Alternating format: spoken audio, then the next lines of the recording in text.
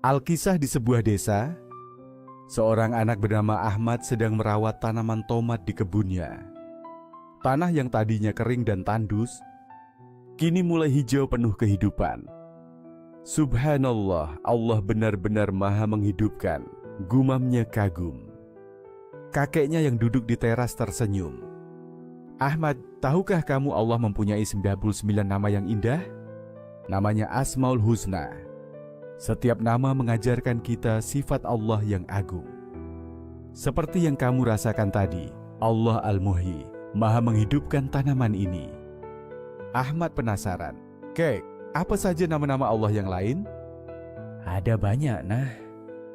Mari kakek ceritakan 5 nama yang penting kamu pahami, jawab kakeknya sambil membuka mushaf.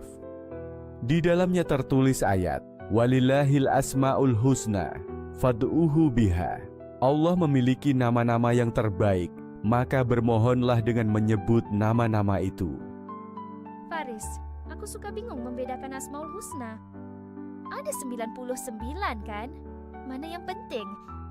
Semua penting, tapi akan aku jelasin 5 yang sering kita temukan dalam kehidupan sehari-hari. Pertama, Al-Qawi, Allah Maha Kuat.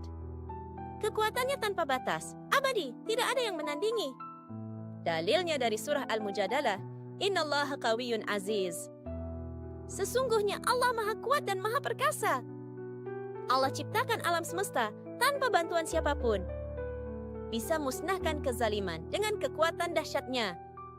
Terus kita meneladan gimana? Kita harus punya fisik dan mental yang kuat. Punya keteguhan hati cinta Allah dan Rasul-Nya. Bantu orang yang lemah. Dan mandiri, tidak bergantung pada orang lain. Yang kedua apa? Al-Khabir, Allah Maha mengetahui rahasia atau Maha teliti. Dalilnya dari surah At-Tahrim, Al-Alimul Khabir. Yang Maha tahu lagi Maha teliti.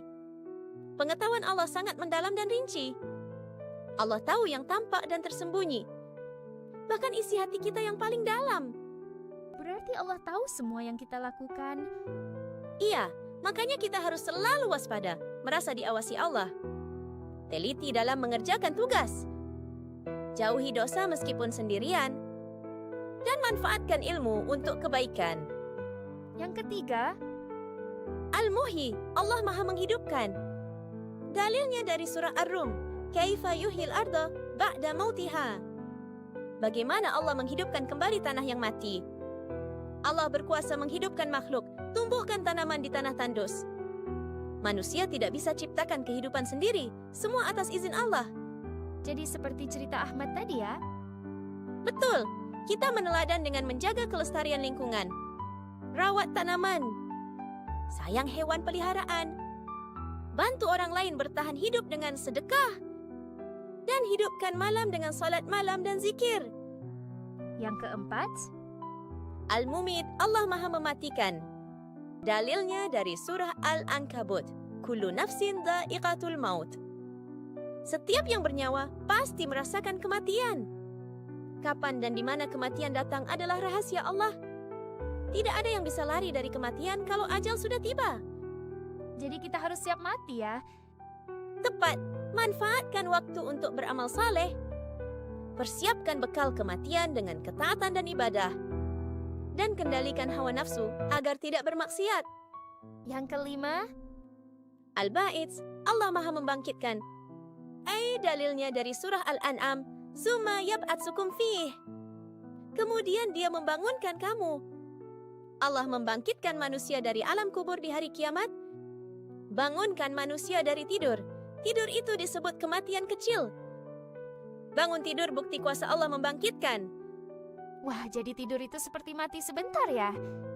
Iya, makanya setiap bangun tidur kita bersyukur karena Allah kasih kesempatan hidup lagi. Kita meneladan dengan bangkit dari kegagalan menuju kesuksesan, tidak putus asa. Bangkitkan semangat untuk belajar dan beramal saleh. Dan yakin ada kehidupan setelah mati. Jadi kelima nama ini saling berhubungan ya? Allah Maha Kuat ciptakan kita, Maha teliti awasi kita, Maha menghidupkan kasih kehidupan, Maha mematikan ambil nyawa, dan Maha membangkitkan hidupkan lagi di akhirat. Nah itu dia, kamu paham sekali. Dengan mengenal Asmaul Husna, kita jadi lebih cinta sama Allah dan hati kita tenang. Karena kita tahu siapa yang mengatur semesta ini. Dan dengan meneladan kelima Asmaul Husna yang tadi sudah dijelaskan, maka sikap-sikap tersebut mencerminkan ketaatan, akhlak mulia. Dan sebagai upaya mengikuti teladan Rasulullah Shallallahu Alaihi Wasallam sebagai bukti cinta dan penghambaan kepada Allah Subhanahu Wa Taala.